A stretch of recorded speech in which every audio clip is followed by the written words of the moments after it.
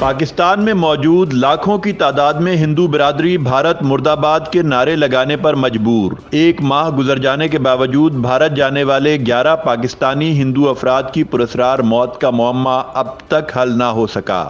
بھارتی حکومت بار بار کی یاد دہانیوں کے باوجود بھارت میں پاکستانی ہائی کمیشن کو بھی تفصیلات بتانے سے گریزاں ہے۔ اس بدقسمت خاندان کے دیگر افراد کہاں ہیں، ان کے بارے میں بھی کوئی معلومات فراہم نہیں کی جا رہی۔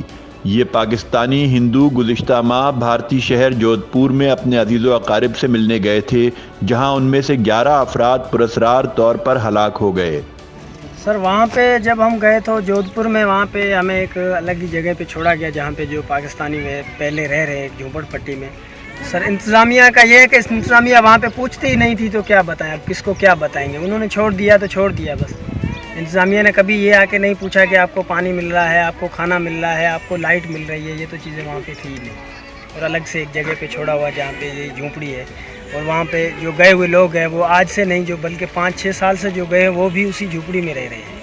پاکستان ہندو کونسل کے پیٹرن ان چیف اور رکن قومی اسمبلی ڈاکٹر رمیش کمار ونکوانی کا کہنا ہے کہ اگر بھارت نے اس حوالے سے مجرمانہ خاموشی برقرار رکھی تو پاکستان کی ہندو کمیونٹی اسلام آباد میں بھارتی ہائی کمیشن کا گھیراؤ کرے گی۔